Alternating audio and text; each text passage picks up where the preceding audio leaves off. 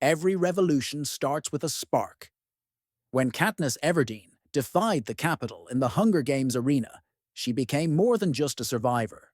She became a symbol of rebellion. Catching Fire, the second installment of Suzanne Collins' gripping Hunger Games trilogy, takes the simmering tension of Panem and ignites it into a blaze. This is not just a sequel. This is a game changer. The stakes are higher. The enemy is closer. And the price of survival may be the very thing Katniss is trying to protect. Her family, her friends, her freedom. If you thought the games were over, think again. This time, the arena is everywhere. Following her shocking victory in the 74th Hunger Games, Katniss Everdeen returns to District 12 with Peeta Mellark. Together, they are victors, but they are also pawns in a much larger game. The Capitol is watching their every move. President Snow, cold and calculating, sees Katniss not as a hero, but as a threat. Her final act in the arena, a choice that let her and Peeta survive, has been interpreted as rebellion. Now Snow demands that Katniss prove to the districts that her act was one of love, not defiance. The victory tour becomes a pressure cooker. As Katniss and Peeta visit each district, Katniss is struck by the signs of unrest, murmurs of rebellion, silent salutes, graffiti of the Mockingjay, her symbol, spray-painted in defiance.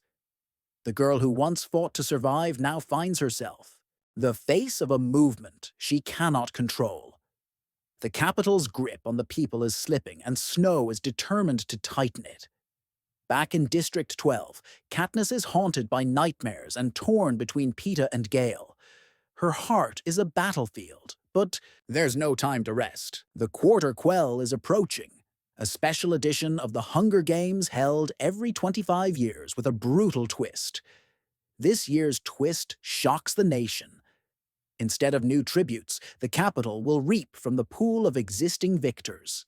It's a cruel trap, a punishment disguised as tradition. And it means Katniss must go back into the arena. This time she knows what to expect. The alliances, the betrayals, the bloodshed. But nothing prepares her for the new arena. A rotating nightmare of poison fog, jabberjays that mimic screams of loved ones, and a deadly clock mechanism that brings fresh horrors every hour. The arena isn't just dangerous, it's psychological warfare. Each trap is a test of her sanity and resilience. Katniss is forced to form uneasy alliances with other victors. Finnick O'Dare from District 4, charming and deadly with a haunted past. Johanna Mason, fierce and unfiltered with nothing left to lose. And Beatty and Wyrus, brilliant minds from District 3. As they navigate the deadly landscape, Katniss begins to suspect there's more to this Quarter Quell than Snow is letting on. The victors aren't just fighting to survive, they're sending a message. Behind the scenes, something bigger is brewing. A rebellion is taking shape. Districts are rising. The Mockingjay is no longer just a symbol. It's a call to arms. And Katniss, whether she wants it or not, is the spark that's lighting the fire.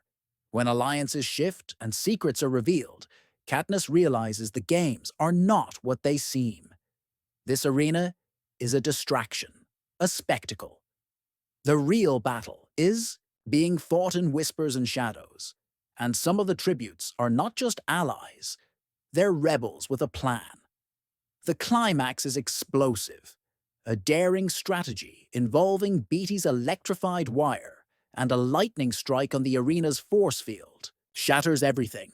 Katniss fires an arrow into the weak spot, breaking the arena apart and bringing the games to a chaotic end.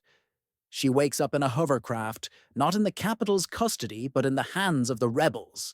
District 13, long thought destroyed, is real, alive, organizing. And they have been watching her closely.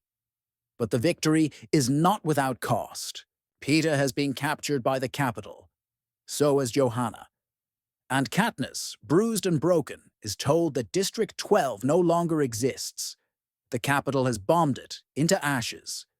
Gale managed to save some of the people, but the damage is irreversible. Katniss's home is gone. Her family is shattered, and her world will never be the same.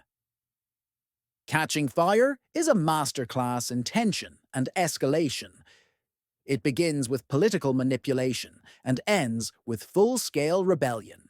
Suzanne Collins crafts a story that is equal parts action and emotion, exploring themes of resistance, sacrifice, trauma, and the price of power. Katniss's evolution from reluctant participant to reluctant symbol of revolution is as tragic as it is inspiring. Her journey is not about glory. It's about survival with integrity in a world designed to crush it.